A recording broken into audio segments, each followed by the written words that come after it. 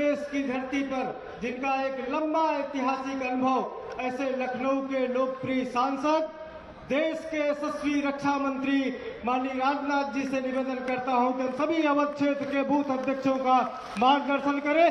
जोरदार तालियों के साथ में स्वागत। बोलिए भारत माता की, भारत माता की।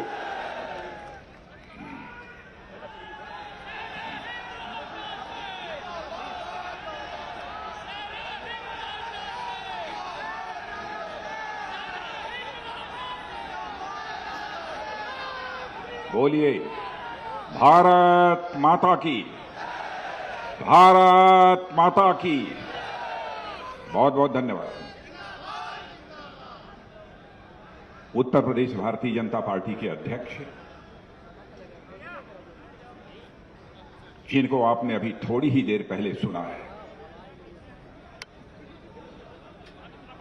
और जिन्होंने उत्तर प्रदेश में भारतीय जनता पार्टी को एक ऊंचाई देने का काम किया है, ऐसे भाजपा के प्रदेश अध्यक्ष श्री स्वतंत्र देव सिंह जी, प्रदेश के उप मुख्यमंत्री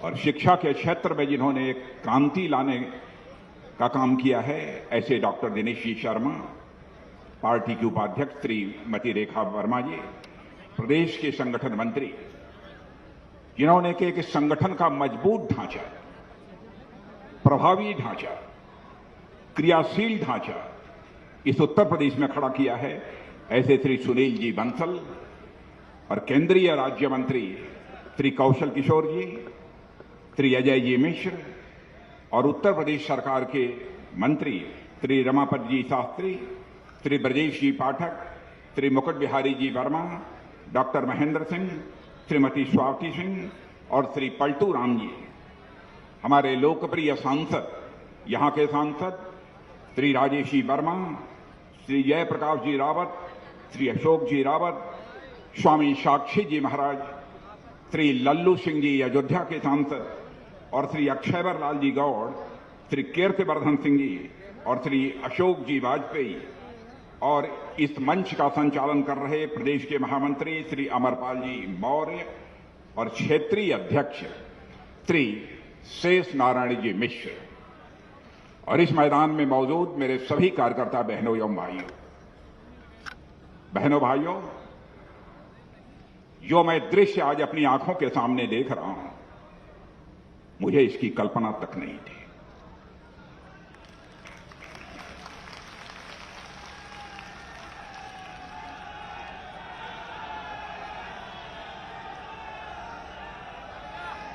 और मेरे कार्यकर्ता बहनों भाइयों, मैं दावे के साथ कह सकता हूं आज यह दृश्य देखने के बाद कि उत्तर प्रदेश में भारतीय जनता पार्टी को 2/3 से अधिक बहुमत से विजय हासिल करने से अब दुनिया की कोई ताकत रोक नहीं सकती है।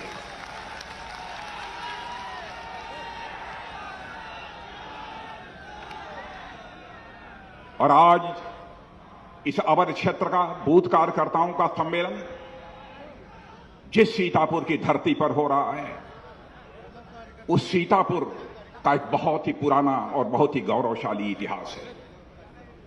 आप जानते हैं नैमिषारण्य इसी सीतापुर की धरती पर है और कहा जाता है भले ही सारे तीर्थों की यात्रा पूरी कर लीजिए, लेकिन जब तक नैमिषारण्य की आप यात्रा नहीं करेंगे तब तक आध्यात्मिक यात्रा आपके जीवन की कभी पूरी नहीं हो सकती है। आज ऐसी धरती सीतापुर पर खड़े होकर मुझे अपनी बात रखने का अवसर प्राप्त हुआ है। यह संतों की धरती है, यह सूफियों की धरती है, जहां पर आध्यात्मिक धरती यह सीतापुर है। यहीं पर भारत की सीमाओं की सुरक्षा के लिए अपना सर्वस्व न्यौछावर कर देने वाले कैप्टन मनोज पांडे की भी यह धरती है। मेरे बहनों भाइयों, कैप्टन मनोज पांडे इसी सीतापुर की रहने वाले किसी मां की कोख से पैदा हुए थे, सीतापुर की धरती पर पैदा हुए थे। उनका लालन पालन यदि हुआ था तो उत्तर प्रदेश की राजधानी लखनऊ में बगल में हुआ था, लेकिन जन्मस्थली उनकी यही है। कारगिल के युद्ध के दौरान इसी सीतापुर की मां की कोख से पैदा हुए कैप्टन मनोज पांडे ने जिस अदम्य साहस का परिचय दिया था, बहनों भाइयों, उसकी जितनी भी सराहना की जाए वह कम है।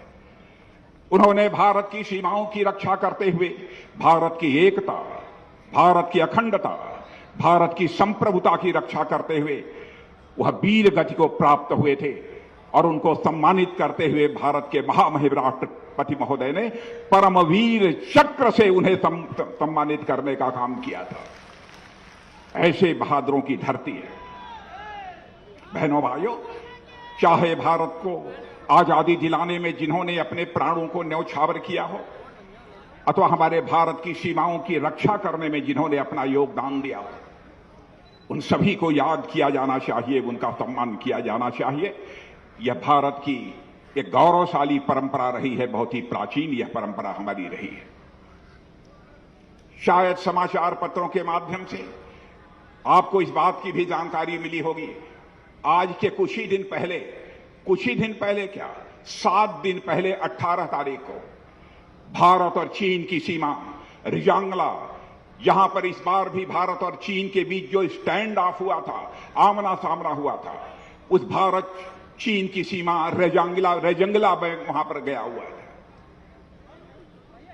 बहनों भाइयों, मुझे यह बतलाया गया कि आज तक कोई रक्षा मंत्री रेजंगला नहीं जा पाया है, क्योंकि वहां पर -20 डिग्री का टेम्परेचर होता है।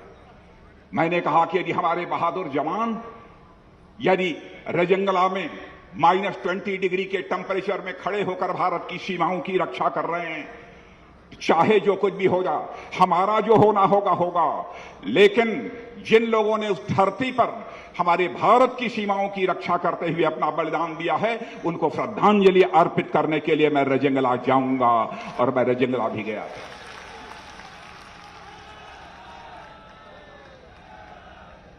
उसके 4 महीने पहले जब मैं लद्दाख गया हुआ था, तो लोगों ने 1962 में भारत और चीन के बीच जो युद्ध हुआ था उसका इतिहास मुझे बतलाया।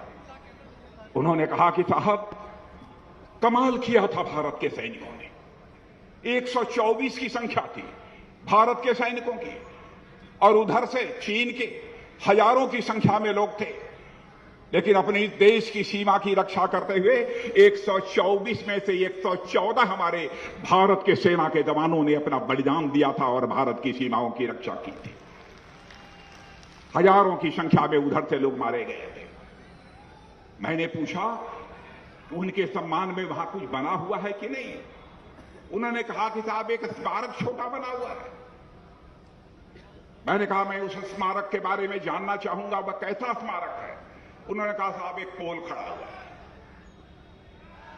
बहनों भाइयों, उसी समय मैंने आदेश दिया था, चाहे जितना भी पैसा खर्च हो, उसी रेजांगला की धरती पर उन हमारे शहीद नौजवानों के सम्मान में एक भव्य वार मेमोरियल बनाया जाना चाहिए, और उस वार मेमोरियल का निर्माण हो चुका है। उसी का उद्घाटन करने के लिए मैं रेजांगला गया, और मैं तो यह मानता हूं, भारत की एकता, अखंडता और संप्रभुता की रक्षा के लिए जैसे सेना में सैनिकों की अहमियत होती है, वैसे ही इस देश में सुशासन देने के लिए और इस देश की जनता की सेवा करने के लिए यदि भारतीय जनता पार्टी सत्ता में आना चाहती है, तो आप जैसे भारतीय जनता पार्टी के सेनानियों की जरूरत होती है। बहनों भाई, और आज आप लोगों का जो मैं उमंग और उत्साह अपनी आंखों के सामने देख रहा हूं, आपके चेहरे की जो मैं चमक देख रहा हूं, मेरे बूथ के कार्यकर्ता बहनों भाइयों, मैं कह सकता हूं जितना भी आपका अभिनंदन किया जाए वह कम है। यह केवल मैं वाणी से नहीं बोल रहा हूं, दिल की गहराइयों से हमारे जो भाव निकल रहे हैं उसकी अभिव्यक्ति कर रहा हूं।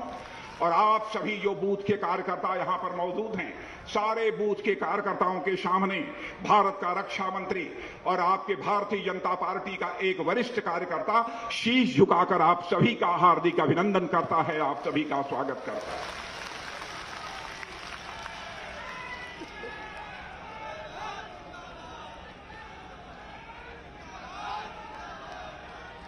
बहनों भाइयों, आप हमारी पार्टी की जान हैं।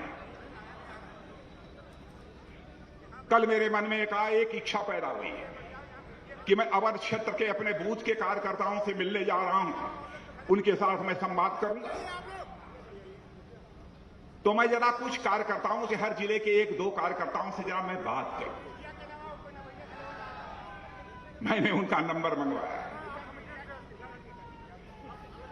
और बहनों भाइयों, कुछ कार्यकर्ताओं से मैंने बात की। हमारे पास वो सूची है। मैं लखनऊ जिला के रायबरेली में प्राथमिक विद्यालय C1 के बूथ अध्यक्ष राम सेवक सिंह से बात किया। राम सेवक सिंह हैं? कहां हैं? खड़े हो जाइए राम सेवक सिंह।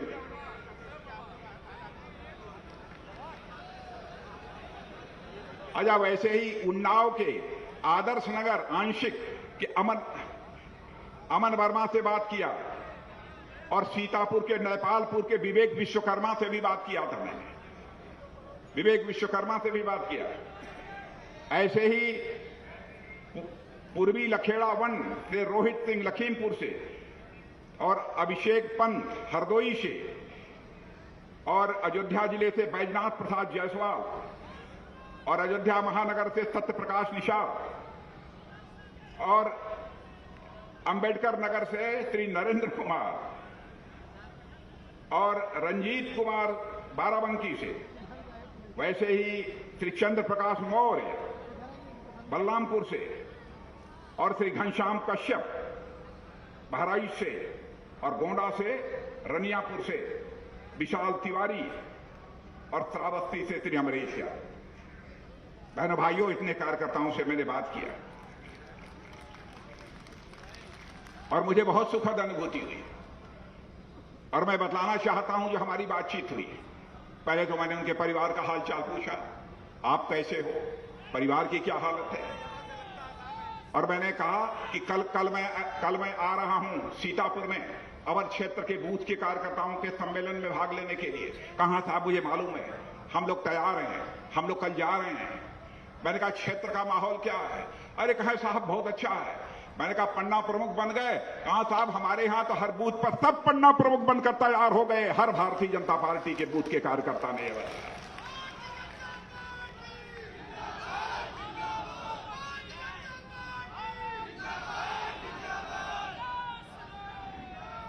बहनों भाइयों, मैं उन 10 जिन कार्यकर्ताओं से बात किया था उमंग और उत्साह देखने के बाद, जब मैं हेलीकॉप्टर से आ रहा था तो सुनील जी बंसल को मैं कह रहा था, सुनील जी जो उत्साह मैंने कार्यकर्ताओं के अंदर देखा है, बूथ के कार्यकर्ताओं के अंदर, मैंने तो जायजा लिया।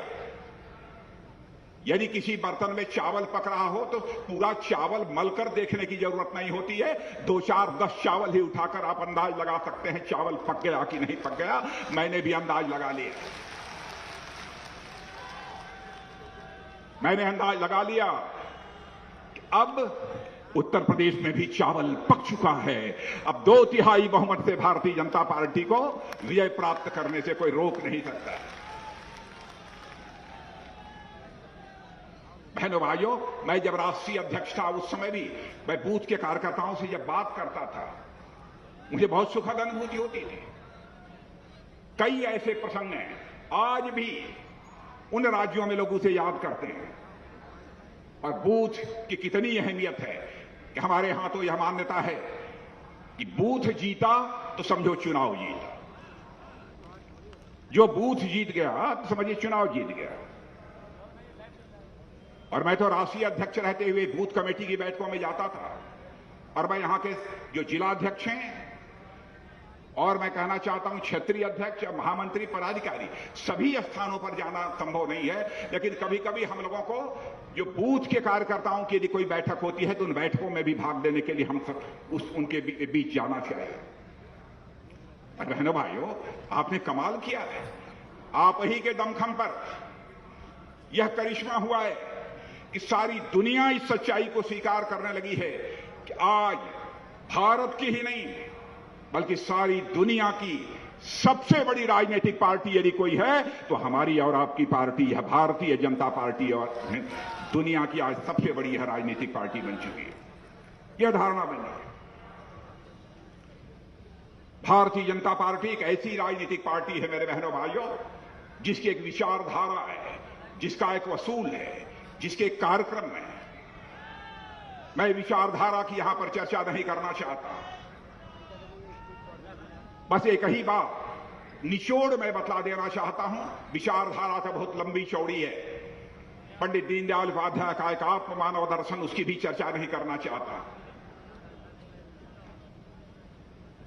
लेकिन निचोड़ है भारतीय जनता पार्टी यदि सरकार बनाना चाहती है तो केवल सत्ता का सुख भोगने के लिए सरकार नहीं बनाना चाहती है, बल्कि भारतीय जनता पार्टी सरकार बनाना चाहती है तो देश बनाने के लिए भारतीय जनता पार्टी सरकार बनाना चाहती है। यह है हम भारतीय जनता पार्टी की सोच।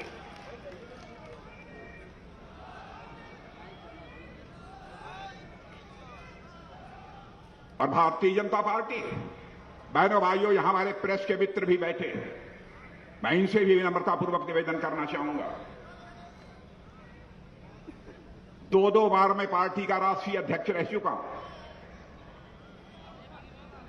बराबर 2-2 बार, और एक बार तो इस बार भी जब 2019 में चुनाव हुआ था, भारतीय जनता पार्टी का जो संकल्प पत्र बना था उसके लिए जो कमेटी बनाई गई थी उसका भी चेयरमैन मैं ही था। मोदी जी ने कहा, राजनाथ जी आप इसको संभालिए। लेकिन बार बार मोदी जी मुझसे एक ही बात कहते हैं, राजनाथ जी यह सावधानी बरतिएगा कि हमारा संकल्प पत्र यानी घोषणा पत्र जो तैयार हो रहा है उसमें कहीं कोई ऐसी चीज न आ जाए जिसको हम पूरा न कर पाए। मैंने कहा चिंता मत करिएगा, उसके पहले भी बना चुका। बहनों भाइयों, क्या कोई नेता किसी पार्टी में चिंता करता है? लोग कहते हैं घोषणा पत्र में जो भी डालना हो डाल दो, जनता की आंखों में धूल झोंक कर सत्ता हासिल कर लो। बहनों भाइयों, लेकिन ऐसी सत्ता हम भारतीय जनता पार्टी के लोग चिमटी से भी नहीं छूना चाहेंगे। बहनों भाइयों, ऐसी सत्ता हम चिमटी से भी नहीं छूना चाहेंगे।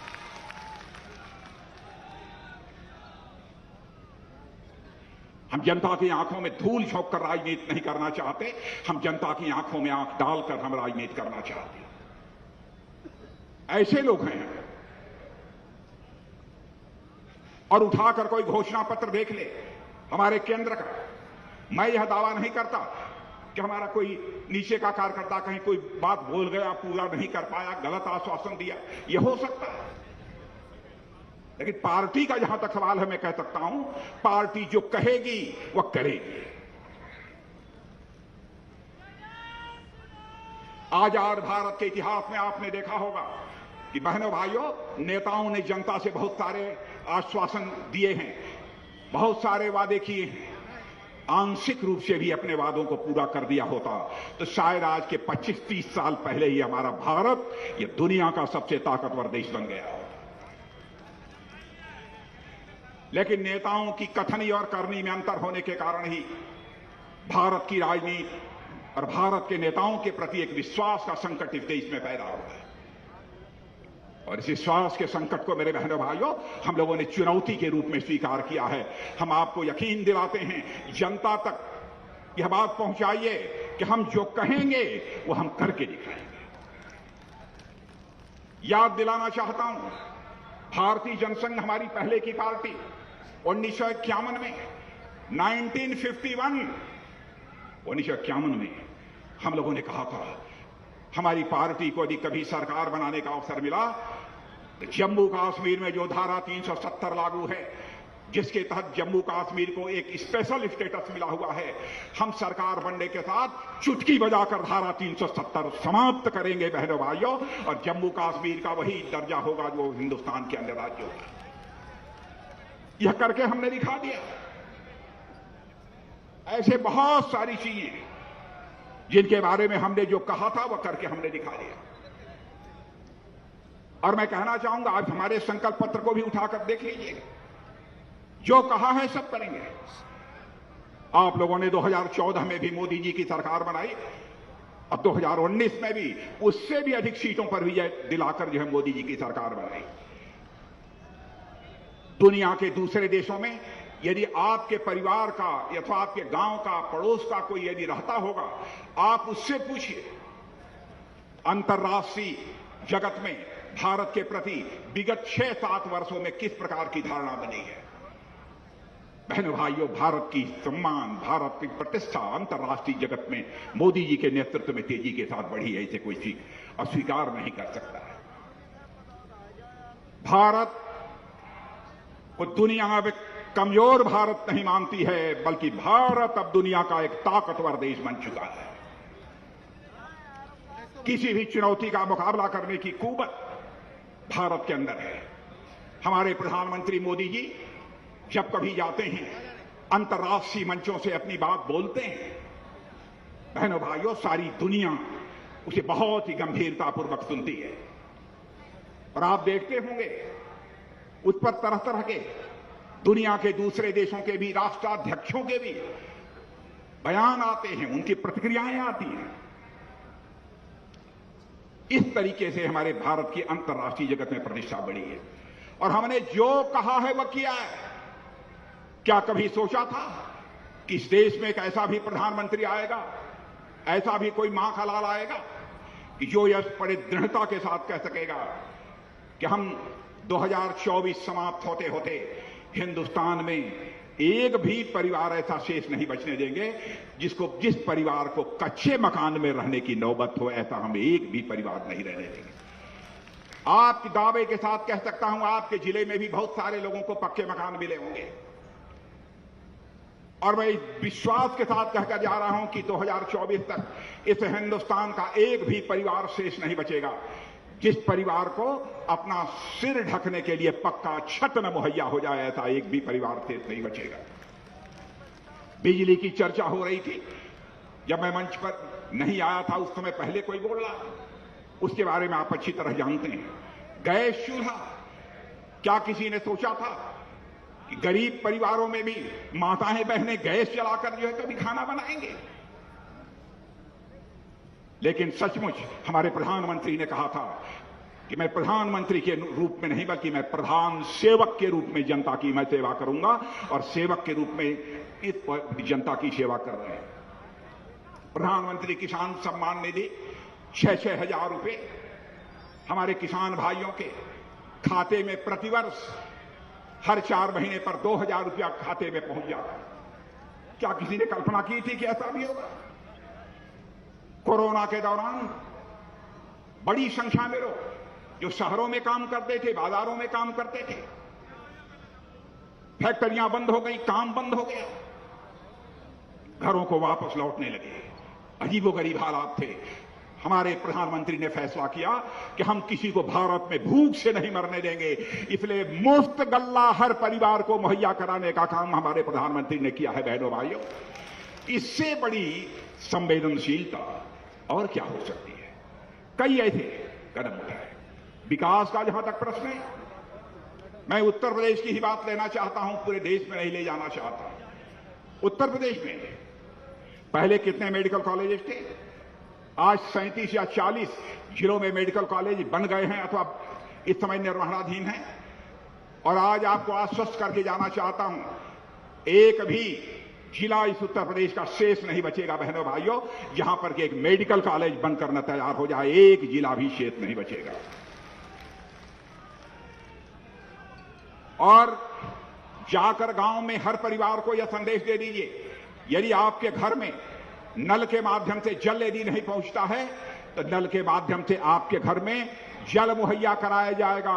और 2024 अथवा 2001 साल 1.5 साल और लग सकते हैं। यह समाप्त होते होते हिंदुस्तान का एक भी घर शेष नहीं बचेगा जिस घर में नल के माध्यम से जल न पहुंच जाए, ऐसा एक भी घर शेष नहीं बचेगा। ऐसे कई कदम उठाने का हम लोगों ने फैसला किया है। जो कहा है वह करके हम दिखाएंगे।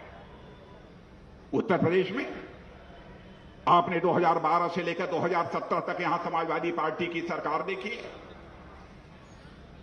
और 2017 से यहां पर भारतीय जनता पार्टी की सरकार हमारे मुख्यमंत्री योगी आदित्यनाथ जी के नेतृत्व में देख रहे हैं। बहनों भाइयों, आंख बंद करके भी कोई तुलना करके यह कह सकता है कि इन दोनों सरकारों में बेहतर काम करने वाली यदि कोई सरकार है तो हमारी योगी आदित्यनाथ की सरकार, इस उत्तर प्रदेश की सरकार, भाजपा की सरकार है। और मैं तो कह सकता हूं, सपा के सरकार के समय भी फला मंत्री पर आरोप लग गए, किसी पर भ्रष्टाचार के, किसी पर बलात्कार के, किसी से खुलेआम पैसा लेने के। लेकिन मैं यहां ही नहीं, मैं दिल्ली की भी बात कर रहा हूं। 7.5 वर्षों से दिल्ली में हम लोग सरकार चला रहे हैं। हमारे श्रद्धेय अटल बिहारी वाजपेयी जी ने भी सरकार चलाई थी। बहनों भाई, कोई मां का लाल उंगली उठाकर कह दे किसी मंत्री के दामन पर कभी कोई भ्रष्टाचार की दाग लगी हुई हो, कोई तो उंगली उठा के कह दे। उत्तर प्रदेश में भी कोई यह नहीं कह सकता कि किसी के दामन के ऊपर कोई भ्रष्टाचार की दाग लगी हुई हो। समाजवादी पार्टी के शासनकाल में किस तरीके से गुंडों का, माफियाओं का, बदमाशों का बोलबाला रहता था। वह जो चाहते थे वह करते थे। लेकिन बहनों भाइयों, आज गुंडे बदमाशों की क्या हालत है मुझे बतलाने की जरूरत नहीं है। मैं समझता हूं कि योगी का नाम सुनते ही सारे गुंडे बदमाशों के दिल की धड़कन बढ़ जाती है। ऐसे हालात इस उत्तर प्रदेश में पैदा हो गए।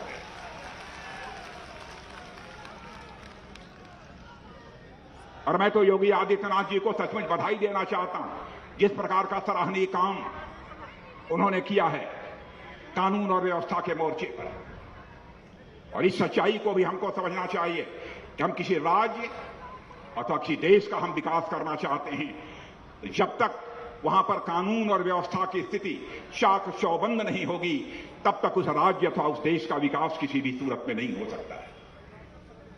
यही कारण है कि हिंदुस्तान के दूसरे देशों से निवेश लोग उत्तर प्रदेश में आकर कर रहे हैं, कानून व्यवस्था बेहतर होने के कारण। पहले क्यों नहीं होता था? मुझे यह बताया गया है कि 4,75,00,000 का निवेश का प्रस्ताव उत्तर प्रदेश में आया है। माने यहां पर फैक्ट्रियां बनेंगी, तरह तरह के कल कारखाने बनेंगे, यह निवेश करेंगे लोग, बाहर के लोग यहां पर। और मैं रक्षा मंत्री होने के नाते एक चीज बतला देना चाहता हूं मेरे बहनों भाइयों, इसी उत्तर प्रदेश की धरती बगल में, इसी लखनऊ में ही मिसाइल जो बहुत दूर तक मार करती है, नीचे से ऊपर तक की मार करती है, ब्रह्मोस मिसाइल भी इसी उत्तर प्रदेश की धरती पर बनेगी बहनों भाइयों, इसी उत्तर प्रदेश की धरती।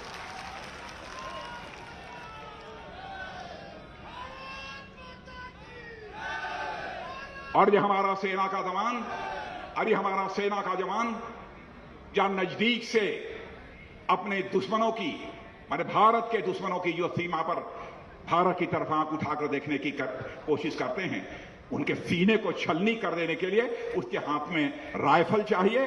तो रूस के सहयोग से एसाल्ट राइफल भी इसी उत्तर प्रदेश की धरती पर बनेगा बहनों भाइयों, इसी उत्तर प्रदेश की धरती पर बनेगा। मैं योगी आदित्यनाथ जी की सरकार की मैं सराहना करना चाहता हूं। कमाल किया।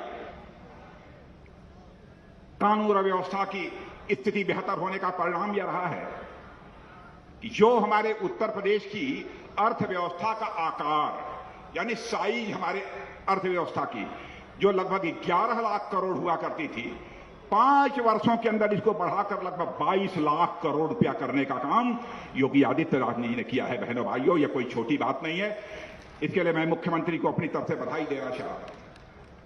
अर्थव्यवस्था के मामले में जो हमारा उत्तर प्रदेश हिंदुस्तान में 6ठे स्थान पर आता रहा है। जनसंख्या की दृष्टि से तो हम लोग नंबर 1 पर हैं, भारत में ही नहीं, दुनिया के अधिकांश देश 4-5 को छोड़ दीजिए सब छोटे हैं। लेकिन अर्थव्यवस्था के मामले में अपने ही देश में हम 6ठे स्थान पर थे। यह मेरा आंकड़ा नहीं है, और मैं कहना चाहूंगा कि मेरी बात यदि कोई गलत हो तो हमारे प्रेस के मित्र इसे अखबारों में लिख दे। हमारी गलती होगी तो मैं इसे स्वीकार कर लूंगा, क्योंकि जिंदगी में यदि हमने राजनीति की है तो जनता की आंखों में धूल झोंक कर राजनीति नहीं की है बहनों भाइयों, जनता की आंखों में आंख डालकर राजनीति की है। इसलिए मैं कह रहा हूं,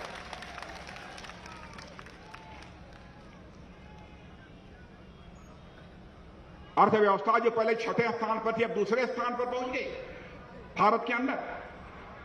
ईज ऑफ डूइंग बिजनेस, यानी बिजनेस करना कितना आसान है, कितना सरल है, इस मामले में जो रैंकिंग निर्धारित की है विदेशी एजेंसियों ने भी, उन्होंने भी कहा है कि जो उत्तर प्रदेश बिजनेस करने की दृष्टि से पूरे भारत में छठे स्थान पर था 2017 में, अब वह उछलकर दूसरे स्थान पर पहुंच गया है। मैंने व्यापार करना अब यहां पर इतना सुविधाजनक हो गया है, इतना आसान हो गया। यह स्थिति है। डिफेंस कॉरिडोर, मैंने भाइयों, हम लोगों के लिए सचमुच ये गौरव का विषय है कि हमारे प्रधानमंत्री आदरणीय नरेंद्र मोदी जी ने उत्तर प्रदेश के लिए डिफेंस कॉरिडोर दिया है। दक्षिण भारत में तमिलनाडु के लिए दिया है, तो उत्तर भारत में उत्तर प्रदेश के लिए डिफेंस कॉरिडोर दिया है। सारे बड़े बड़े प्लेटफॉर्म्स, टैंक्स, हथियार इसी उत्तर प्रदेश की धरती पर तैयार होंगे। बहनों भाइयों, कमाल किया है यहां की सरकार ने। गन्ना किसानों का भुगतान किया है, इसके लिए भी मैं इस सरकार की सराहना करना चाहता हूं। और मुझे यह भी बताया गया है मिनिमम सपोर्ट प्राइस पर जो खरीद की है 78 लाख किसानों से बड़ी मात्रा में खरीद की है।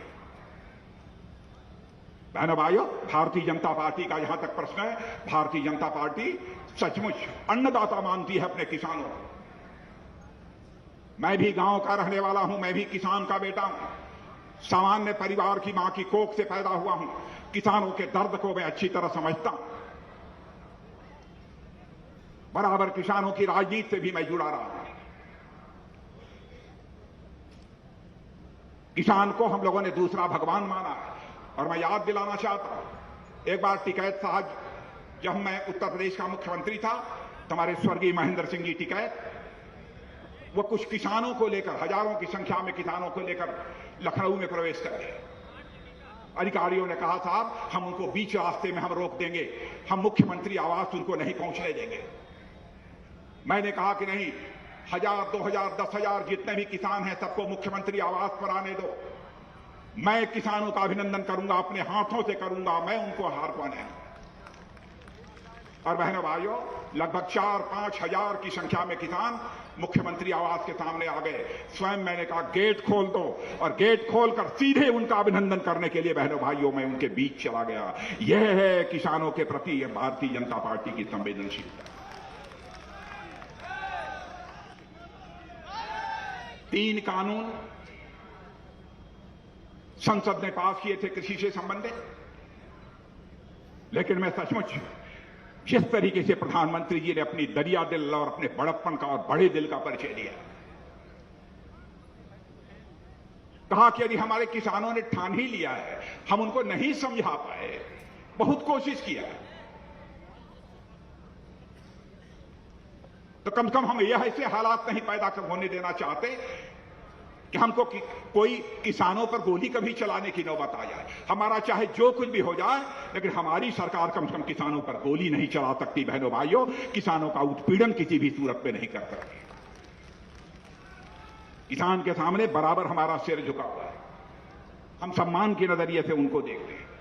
देखिए कांग्रेस का इतिहास, अन्य राजनीतिक पार्टियों का इतिहास, मैं यहां सारा खुलासा नहीं करना चाहता हूं बंडल का। इनके हुकूमत में किसानों पर कितनी बार गोलियां चली हैं, उठाकर देख ले कोई पिछला इतिहास। मध्य प्रदेश ही नहीं, कई स्थानों पर गोलियां चली हैं बहनों भाई। सब तो सब इस उत्तर प्रदेश में राम भक्तों पर भी इसी समाजवादी पार्टी ने गोली चलाई है बहनों भाई।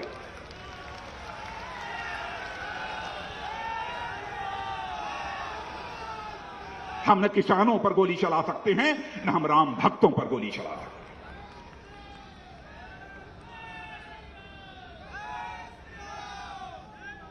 हम भारत को जाति, पंथ और मजहब के आधार पर बांटकर भी सत्ता नहीं हासिल करना चाहते। यह सत्ता हमको मंजूर नहीं है कि हम जातिवाद चलाकर, धर्मवाद चलाकर, पंथवाद और मजहबवाद चलाकर हम सत्ता हासिल कर रहे हैं। यह समाजवादी पार्टी के लोगों को मंजूर होगा। चुनाव आते ही उन्होंने कहां, पता नहीं कहां से, किस बोतल से जिन्ना का जिंद निकालकर बाहर कर दिया। क्या जरूरत थी इस चुनाव में जिन्ना को लाने की?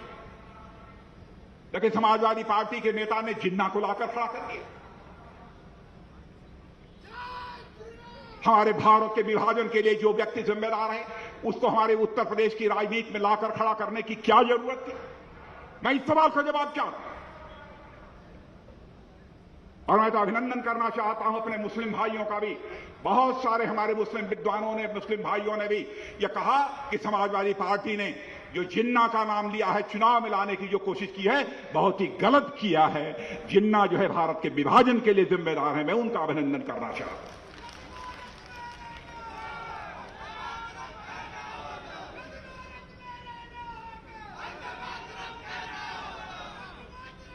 बहनों भाइयों,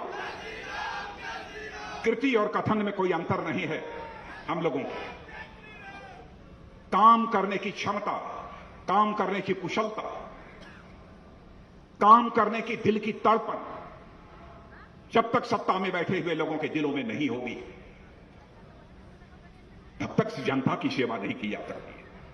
अभी हमारे डॉक्टर दिनेश जी शर्मा चर्चा कर रहे थे कोविड के दौरान।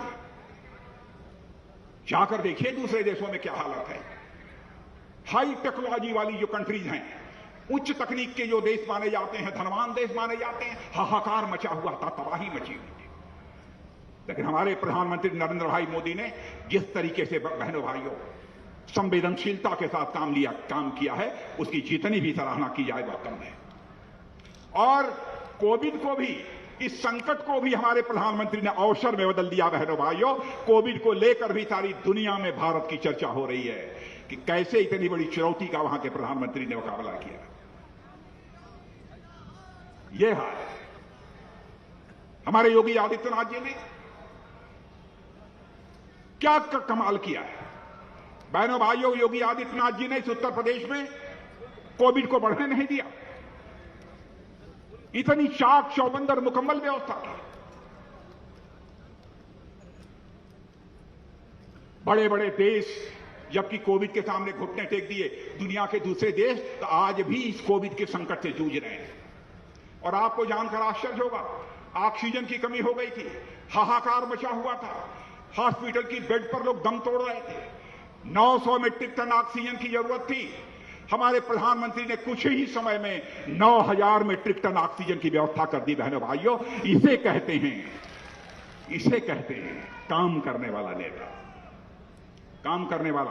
और आज मैं आपको बताना चाहता हूं, आज तो इतने ज्यादा प्लांट लगाए जा रहे हैं ऑक्सीजन के, इतने प्लांट कि बड़ा से बड़ा यदि संकट आ जाए तो भारत का कोई भी नागरिक ऑक्सीजन के अभाव में दम नहीं तोड़ने चाहेगा। बहनों भाइयों, ऐसे हालात हम लोगों ने अब तक पैदा कर दिए। इसलिए मैं आप सबसे अपील करने आया हूं बहनों भाई, भारत को यदि सशक्त भारत बनाना है तो उत्तर प्रदेश को हमको जिताना पड़ेगा, जो हिंदुस्तान का सबसे बड़ा राज्य है। शानदार विजय दिलानी पड़ेगी। भारत का जहां तक सवाल है, मैं इतना यकीन दिला सकता हूं रक्षा मंत्री होने के नाते और हमारा एक मजबूत नेतृत्व प्रधानमंत्री के रूप में आदरणीय नरेंद्र मोदी जी के नाते, कि बहनों भाइयों, हमने सारी दुनिया को भी यह संदेश दे दिया है, भारत का चरित्र रहा है। हमने न तो दुनिया के किसी देश पर कभी आक्रमण किया है, न तो हमने दुनिया के किसी देश की एक इंच जमीन पर कभी कब्जा किया है।